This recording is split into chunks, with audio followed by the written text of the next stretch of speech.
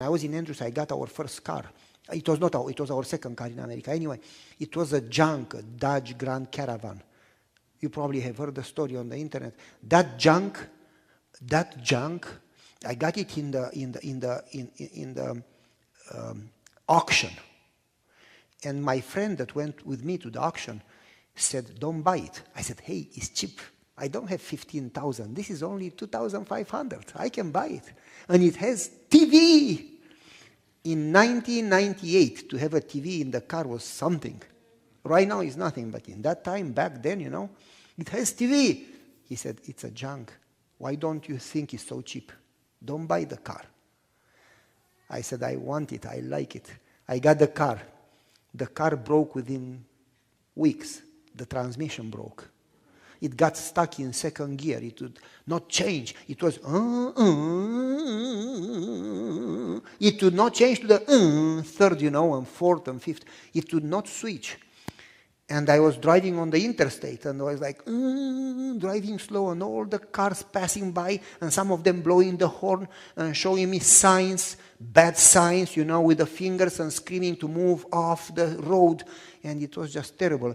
And I remember I stopped the car, prayed over the car, nothing happened. I prayed more for resurrection, nothing happened. I started again, nothing happened, still stuck in the second gear. And so I had no choice. I went to the junkyard, purchased a transmission because a new one was $3,000 and the whole car was $2,500, I got a second-hand transmission, $500. I paid the mechanic, that was one of my elders, $450, altogether $950. Replaced the transmission. In 2 weeks it broke again. Oh, I hated the car from the heart.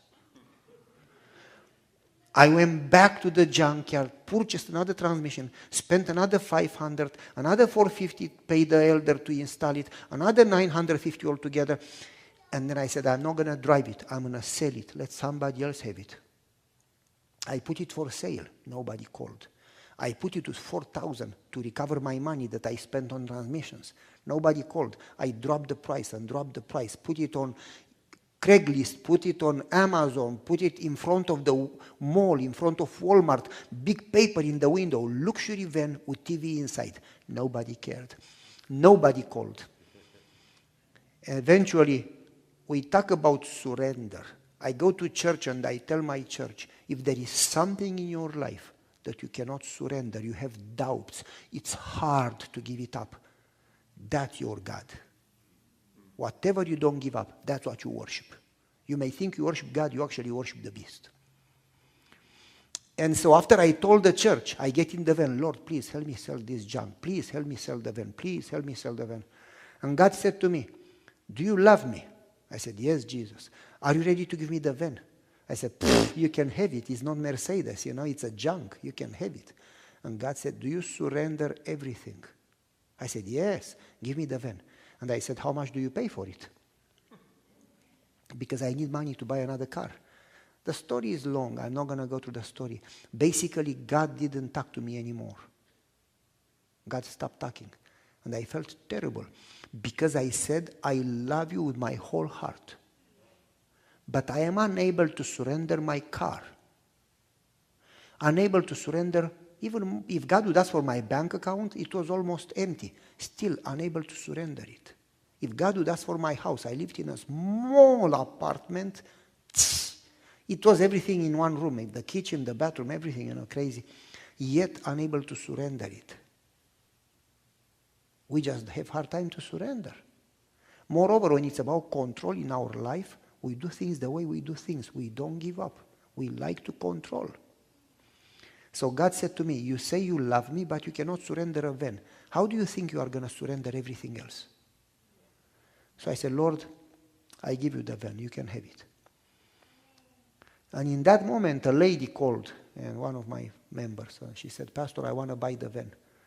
I said, "I'm not going to sell it to you. You will hate me. You'll never come to church again."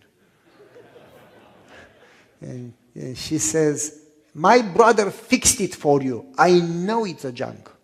That's the reason I want to buy it. I cannot afford to buy a $30,000 van. All I have is $2,500. I said, why would you want, if you know it's a junk, why do you want to buy it? You talked about surrendering. All I have is 2,500. God impressed me to surrender all.